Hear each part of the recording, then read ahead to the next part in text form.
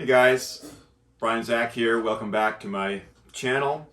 I want to talk today about the subject of using in-ears versus cans, aka headphones, in the studio, and sort of the pros and cons of both.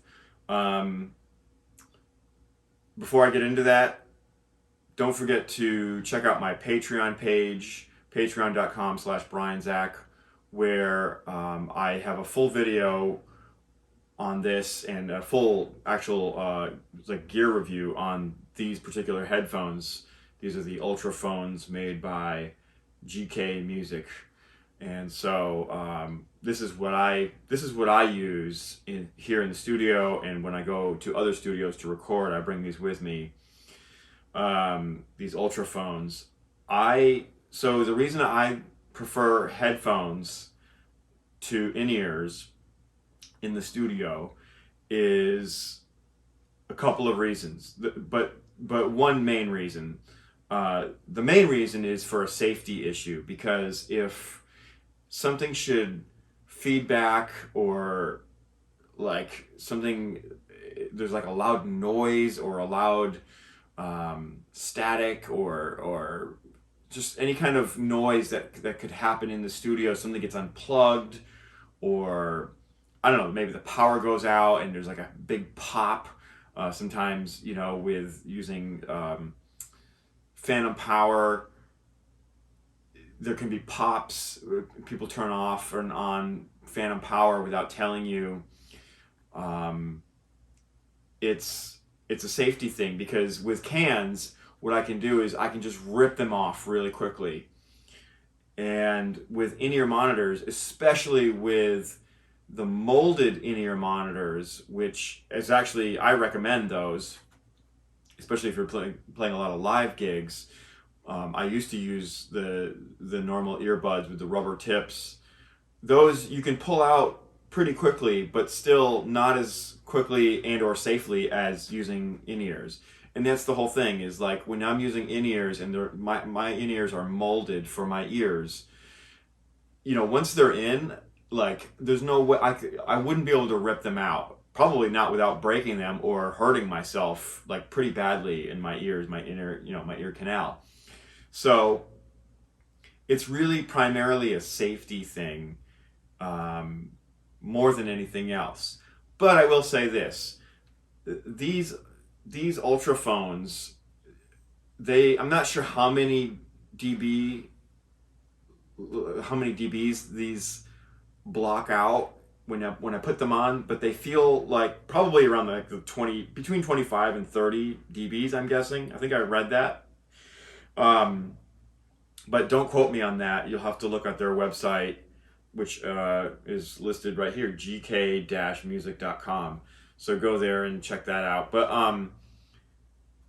they just block out enough dBs that it's really comfortable to play the drums in a small room, a small environment, even smaller. I mean, I have a pretty, like a medium-sized room, but if I was even playing in a small drum booth, for instance, I would be very, very comfortable using these, because they block out the ambient noise of the drums and the cymbals and allow me to hear the drums and cymbals through the microphones, which is what I want.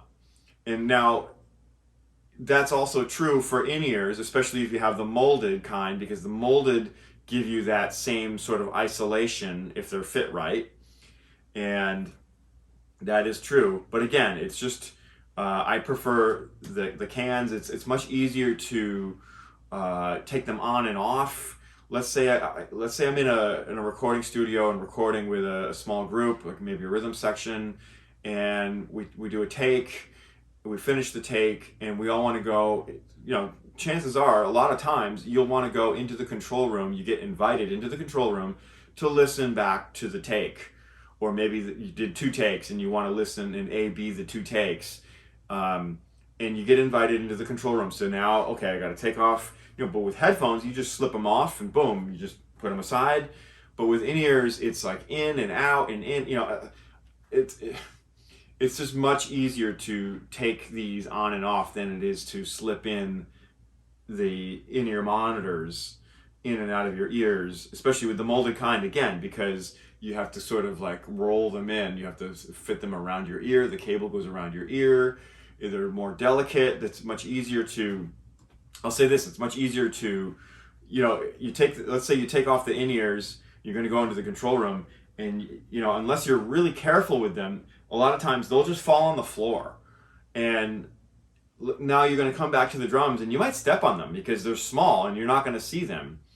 Not as easily as these giant cans here. So, even if these do fall on the floor, they're just laying on the floor, and you're going to see them. Even if you do step on them, it's probably going to be okay. I don't recommend stepping on them, but I take pretty good care of my stuff. So, but that does factor in. So the other thing is these sound great. I mean, the bass response in these, the fidelity, I'm really, really happy with these. They may not be quite as pristine as my in-ear monitors, which are Future Sonics is the brand name of in-ear monitors that I use, and I really, really recommend those. They're great because they have an actual speaker in them, and they don't use the typical armature type hammers, the drivers that they call them. So, a lot of the in-ears, you get 3, 5, 9, even up to like 20 something drivers if you want to spend a ton of money.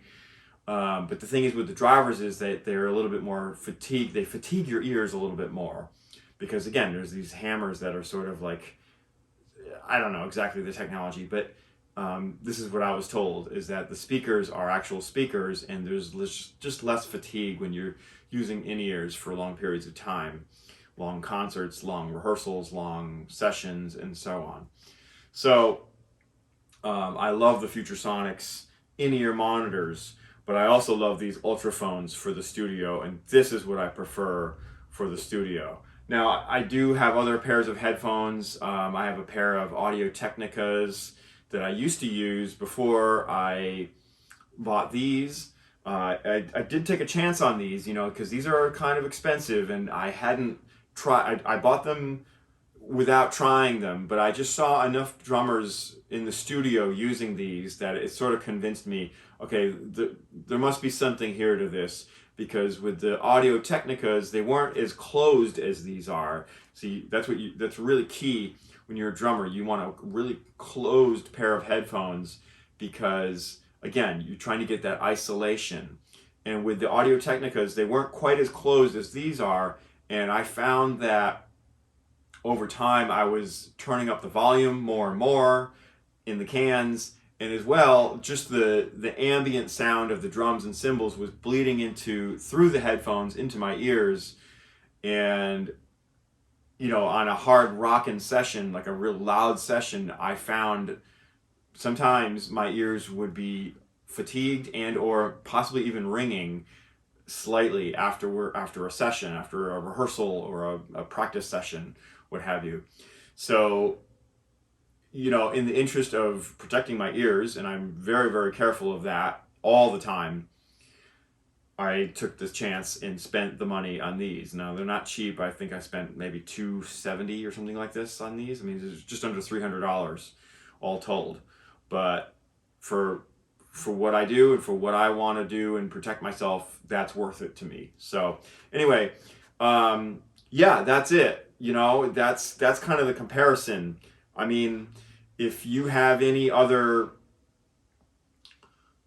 comments, suggestions, or experiences with using headphones versus in-ear monitors, especially in the studio, I'd like to hear your opinion.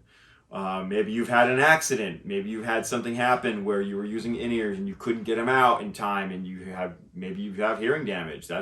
I'm sorry if that's the case. That's horrible. I would certainly hate to hear that for anyone. But yeah, I'd love to hear from you guys. Don't forget to like and subscribe. Don't forget, I have a Patreon page, patreon.com/BrianZach, where I go over all sorts of gear reviews like this and get into the real meat of different pieces of gear that I own and use, and endorse even sometimes. I do not endorse these. I do not have an endorsement with these. So, nor do I have an endorsement with Future Sonics. They did give me a slight discount, but which was super awesome. But I don't. My name is not on their artist roster, to my knowledge. Maybe I should look that up. But anyway, thank you guys for joining me, and keep on rocking. Make sure to protect your ears no matter what you use in the studio and or live and in your practice sessions. All right, guys, that's it for now. Take care. Brian Zach signing off.